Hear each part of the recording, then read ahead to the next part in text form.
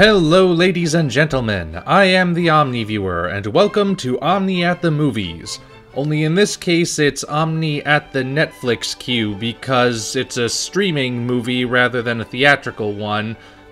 Who cares? Godzilla Planet of the Monsters is finally released worldwide. Yes, it seems Planet of the Monsters is the official title, not Monster Planet. I'll just have to get used to saying it differently.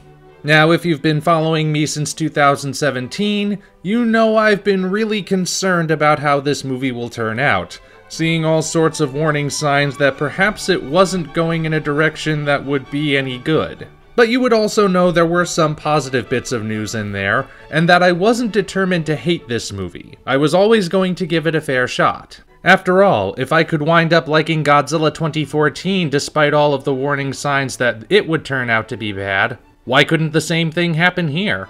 Well, thank the Lord that history tends to repeat itself. Indeed, Godzilla Planet of the Monsters is good. Not perfect, but good. I'll be going through each of the concerns I had going in, and seeing how they played out in the movie, and don't worry, I will keep this as spoiler-free as possible. In terms of animation, my main concern was that this was a Polygon production.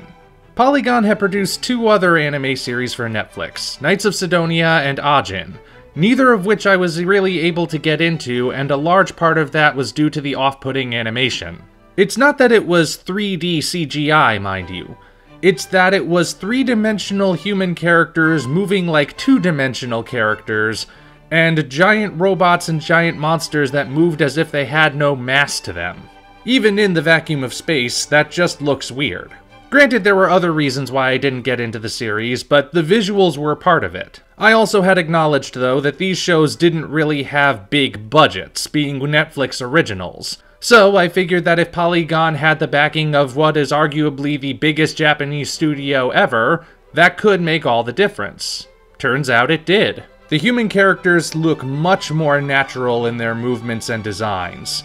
It's a far better melding of 3D and 2D aspects. I can really only think of one or two scenes with them that didn't look quite right. They're somewhere towards the middle of the film. Otherwise, though, it looked good. The animation for Godzilla and the Servum was even better. A lot of effort went into how these guys look and move, and it pays off. Another concern were the altered origins of Godzilla. I even wound up doing a pretty lengthy discourse on why Godzilla being a reptilian creature is kind of important to who he is. As for how it plays out in the movie, I don't necessarily think we know just yet. If the changes do hold a higher purpose other than to just be different, we haven't seen the full extent of how they will affect Godzilla or the world around him.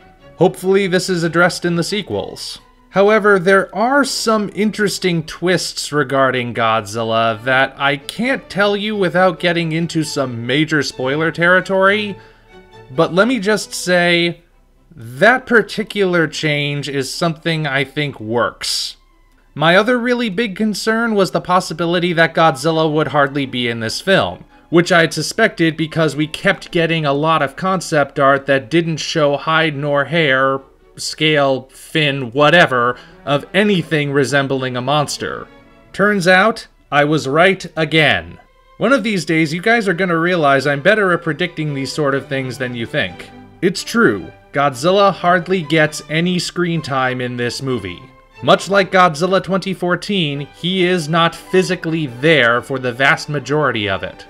However, also like Godzilla 2014, it's not the amount of screen time he has that matters, but how he is handled when he's not on screen. His shadow looms large over everything, and it creates a greater sense of dread and horror and mystery than even Shin Godzilla managed.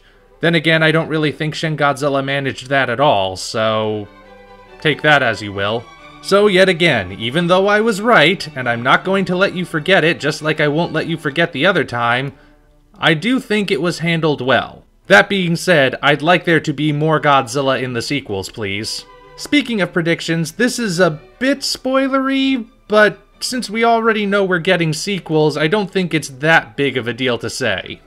Another prediction I'd made was that this movie, since it was the first of a planned trilogy, probably wouldn't have much of an ending. That also proved to be true.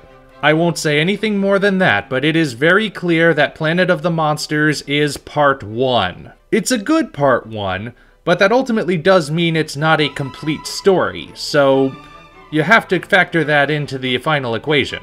Unlike pretty much every other Godzilla movie ever made, Planet of the Monsters cannot stand on its own.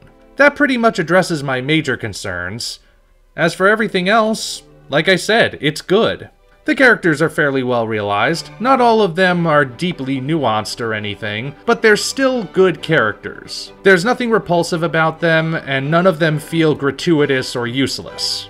However, they are all archetypes defined by single traits. Our main character, Haruo in particular, is pretty much driven from the beginning, literally from the first scene, to go back to Earth and defeat Godzilla so they can take the planet back for humanity. Thanks to the flashbacks of the evacuation of Earth and the explanation of what it's been like since mankind left, you understand why he's this determined. That being said, I really hope he develops more in the next movie. Godzilla, like I said, is very well portrayed, though again, I don't think we've seen the full extent of who he is and what he can do just yet. Takayuki Hattori's score is amazing, especially the song he has for Godzilla. And since we're talking about music, Zai's song Whiteout, which plays over the credits, is very nice to listen to as well. I mean, if you don't like J-pop, it's probably not going to change your mind, but if you do like J-pop, or J-rock, or just Japanese music in general, it's very pleasant.